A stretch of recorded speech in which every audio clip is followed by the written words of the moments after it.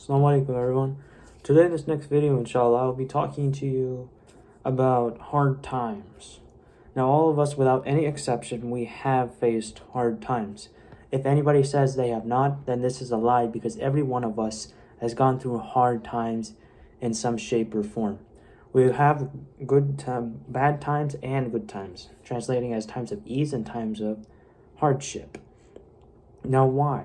Some of us, myself included, at some points, whenever we go through hard times, we think, why am I going through this? What have I done to deserve this? Well, we go through times of hardship so that our hearts can become softened, and that we can become closer to Allah subhanahu wa ta'ala. So we know the reason why we're going through hardships. But now, how do we get through these hardships? In Surah Al-Luqman, the 31st surah of the Quran, Allah subhanahu wa ta'ala tells us about Luqman, a righteous man whom the surah is named after. In the 17th verse, Luqman, he says to his son, "O my son, establish prayer, enjoin what is right, forbidding what is wrong, and be patient over whatever befalls you. Indeed, all of these matters require determination." So Luqman said among things to his son, be patient over whatever befalls you. So whenever it comes our way, no matter what it is, we should be patient. Now, being patient means to wait out something while the hardship's going on. Now, patience doesn't mean we just sit here and, we just say, okay, I'm going to be patient, I'm going to wait for it to go away. No, it means we wait it out in a good way and do whatever we can to do to ease the hardship. For example, if you're sick, and may Allah subhanahu wa ta'ala grant cure to all those who are sick. You make dua to Allah subhanahu wa ta'ala, you go to the doctors, and you take your medications. When you get sick, you don't sit here and say, okay, I'll be patient and the sickness will be gone. No, you do what you can, you go to the you make dua to Allah subhanahu wa ta'ala, you go to the doctor and you get your medications. And you take those medications, and by Allah's will, they will cure you. This is what we're supposed to do. And this reminds me, of a statement, an old Arabic statement. It's tie your camel down and then have reliance on Allah. Now, this means is you do everything that you can in your ability, tying the camel, and then you rely on Allah. You don't in the literal sense of the phrase. If you take it literally, you say, okay, I'll leave the camel and then I'll rely on Allah. Allah will, Allah will keep the camel here. Allah won't let the camel go away. No, you tie the camel down and then you rely on Allah subhanahu wa ta'ala. Some people, I don't want to get into, never mind that. So some people, like when they're going through extreme hardship and they don't know how to cope, some of them think of suicide. May Allah protect us all from this. May He protect the teenagers, the young, the old. May He protect everybody from this.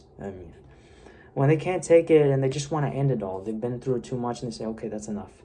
I can't take it.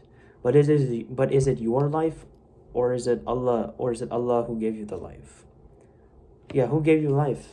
Is it you who gave you the life, or Allah who gave you the life? And Allah who gave you the life has the right to take away that life. You don't have the right to take away that life because it's not your life. And Allah says in the Quran, Surah An-Nisa, 4th verse 29, O you who have believed, do not consume one another's wealth unjustly, but only in lawful business by mutual consent. And do not kill yourselves or one another. Indeed, Allah is to you ever merciful. So in that verse, do not commit suicide because Allah is merciful. Allah is merciful, so do not commit suicide. When you think nobody can hear you, Allah is all hearing. When you think nobody knows what you're going through, Allah is the all-knowing. When you think you are all alone, know that Allah is right by your side at every moment of the day. When you think you will not be forgiven, know that Allah is the most forgiving, the most merciful. In Surah Al-Zumar, 39th verse of the Quran, verse 53, Allah Azza wa Jal, He says, say, O Muhammad sallallahu alayhi wa sallam, O my servants who have transgressed against themselves by sinning, do not despair of the mercy of Allah. Indeed, Allah forgives all sins. Indeed, it is He who is forgiving, merciful. So never lose hope in the mercy of Allah at all. No matter what you've done, as long as you are sincere in your tawbah, then inshallah it will be wiped out. And inshallah, if we are going through hardship because of something that happened in the past or because of something we did, then turn to Allah subhanahu wa ta'ala. Just turn to Him. Don't sit there and just lose your hope. Just go, and it's between you and Allah subhanahu wa ta'ala. Nothing stands between you and Him at all. Just go and raise your hands and say, Ya Allah, I did this. Ya Allah, I admit to doing it. I regret it. I ask your forgiveness, and I promise you I will not do it again. And inshallah it will be wiped out. And I know I'm going off into a tangent. My video is about hard times, but I'm talking about tawbah and mercy of Allah. And anyway, now verses that can help us with coping, that can help us. In Surah Al-Baqarah, the second surah, Allah says, Allah does not charge a soul except with that within its capacity. And I know that sounds like a mouthful, meaning it just means that Allah does not burden a soul with more than it can bear. So whatever you're going through, it is bearable. And you can go through it, inshallah. We can all go through it, inshallah. Ameen.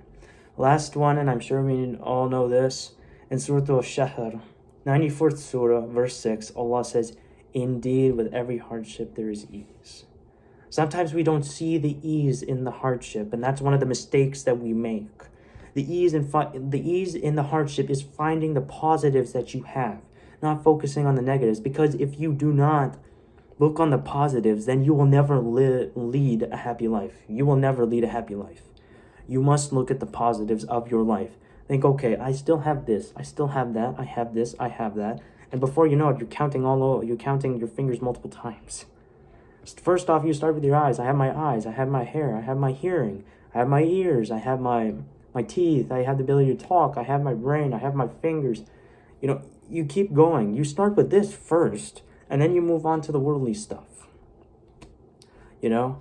And, inshallah, may Allah subhanahu wa ta'ala make us amongst those who, when we are going in hardship, we can draw closer to Him.